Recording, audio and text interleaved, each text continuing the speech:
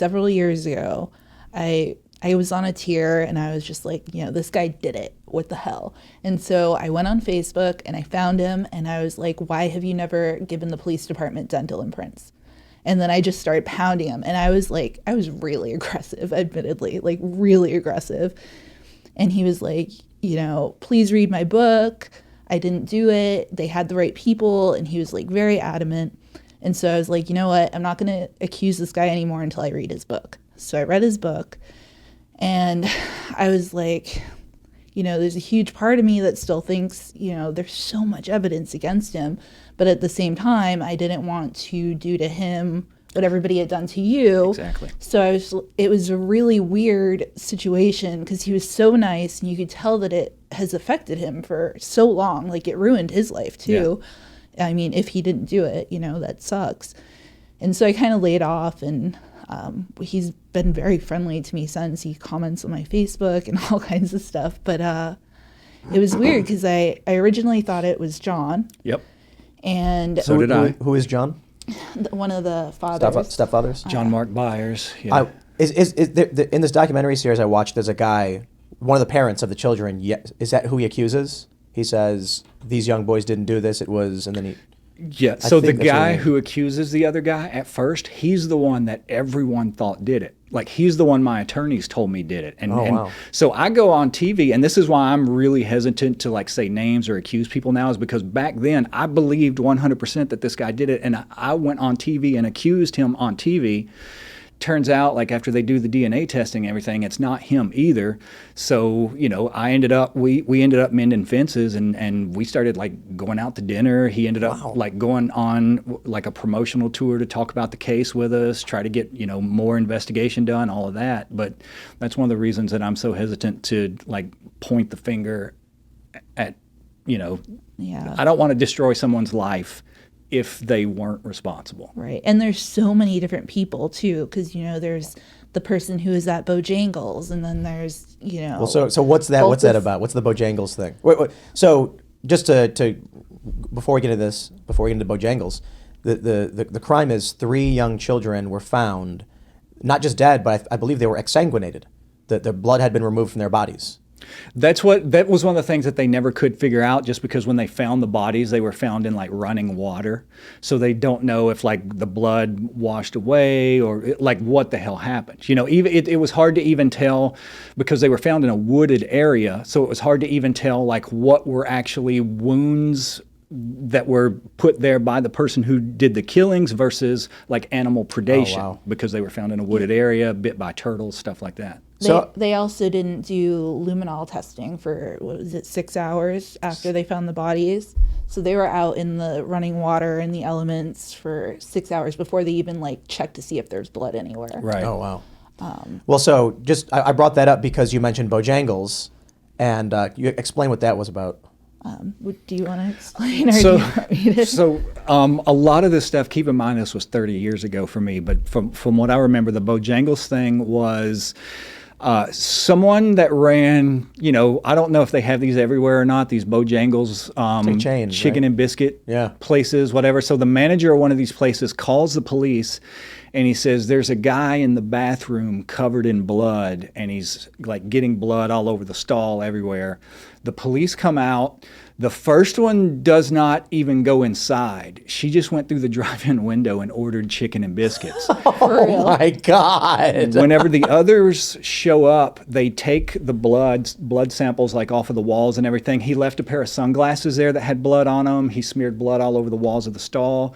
They took scrapings, took the blood samples, and lost them. They were never sent off to be tested. I don't believe they lost them. And I don't either. So it was in a separate district, so it wasn't the same police district, but it was 5 minutes away from where the boys were. Right. And so they all knew that this was happening, and for some reason a guy covered in blood did not raise enough red flags for them to urgently haul ass over there and question this guy. And it sounds like a lot of blood. It doesn't sound like, you could get a nosebleed or a cut and put some blood somewhere, but this sounds like this guy was really smearing a lot. Yeah, the witnesses said that he was covered in blood. But part of it, one of the reasons for that, that they didn't care about that stuff, that they didn't pursue it, they said in court that they didn't consider me a suspect for, I can't remember exactly how long it was, but it was a period of like weeks after the murders. They said, we started doing this big investigation and our investigation slowly pointed us towards him, all this sort of stuff. The person that I believe that was involved with this, that is connected to the police department, he said, and he admitted this out of his own mouth, he said the minute that they pulled the bodies out of the creek where they were found, he said the first thing he said was Damien Echols finally did it. He went and hurt someone. My name was the first thing out of his mouth. He admitted that. I was the person that they zoomed in on from minute one. I'm going to go full conspiracy theorist on this because this sounds just... Welcome to everybody for the last right? few decades. And that's probably why so many people are like, this story.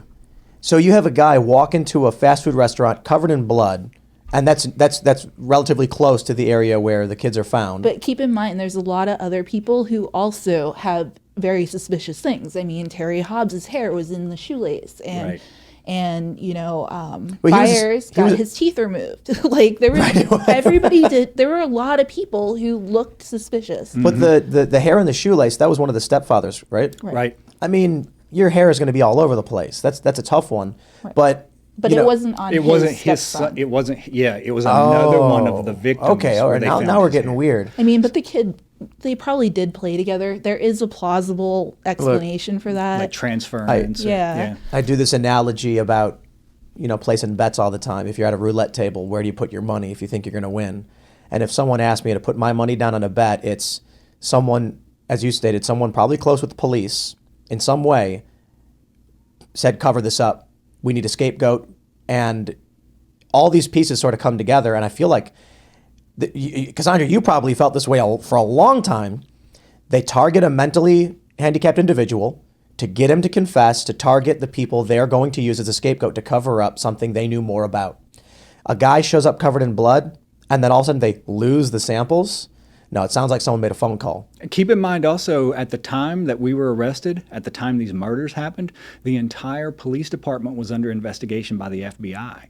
Yeah. So there was a lot of really shady stuff going on around that area. And didn't they claim that they lost the evidence in your case also, like later, and then it turned out that they hadn't lost it at all? Yeah. So what we're trying to do right now, like the DNA testing that we want to do, it's come far enough where, like I said, they can do things that they couldn't even do in 2011. One of the things they can do now is they still have the ligatures that they removed from the children, the shoestrings. Whenever they removed them, they didn't untie them, they just cut them so that the knots are preserved. They could do DNA testing now. What we're asking them to do is untie those knots and DNA test the inside of those knots, and you would find the skin cells of whoever tied those knots. Wow. They can do that now. That's what we're asking them to do. And I forgot the question. What were we just talking about? I don't know. I can't remember. That was too fascinating. I just got all into it. They can untie a shoelace and get skin cells from the inside of the shoelace. NVAC testing. Yes. And they can also tell you, like, if it's more than one person's DNA, they have the technology now where they can separate that and show you, okay, it was this person and this person. It's a combination of two people's DNA. And there's also a good chance that whoever did it had that in their mouth at some point. Because if you're trying to hold somebody down and you're trying to tie, there's probably, I bite things all the time when I'm like tying it or opening a package or whatever. And they've gotten tons of DNA from like duct tape and things like that because people just, bite it to rip it off and don't think about it. Are there, I assume there are, but are there still people who think you did it? Oh, I'm sure there are. I mean, I've seen, you would, like you said a minute ago, going full conspiracy theory. I saw a video one time on YouTube, and I can't remember who this guy was or the name or anything else, but somebody put up a video proving that I was a reptilian. I've got those too, though. They do the thing where they slow it down frame by frame, and they're like, in this frame, you see for a split second he loses control of his human form, and his teeth get jagged and all this kind of stuff. He loses control. So there are people who say that, like, the reason that I was freed was because I was connected to this, Illuminati reptile conspiracy or whatever, and they were looking out for their own, and I was released because of that. But why would you be arrested in the first place if the reptilians are controlling everything? So you're talking sense now. Well, then here's talking sense. Why would someone who is guilty be consistently pursuing more investigation, more DNA testing. That to me, I mean, proof is proof and evidence is evidence. But for me, you're sitting here saying, please keep investigating, please do more because I'm innocent. And that says a lot. The state could just do it. We have the opportunity right now. Like to do this testing would only take something like 3 days. We have the ability right now, if they were to do this testing today, within 3 days, we could show definitively who committed these murders. This could be put to rest once and for all. But the state is doing everything they can to prevent that from happening. We've even told them, you don't have to pay for it. We will pay for it. We'll raise the money however we have to raise the money to pay for this testing ourselves. And still they will not do it.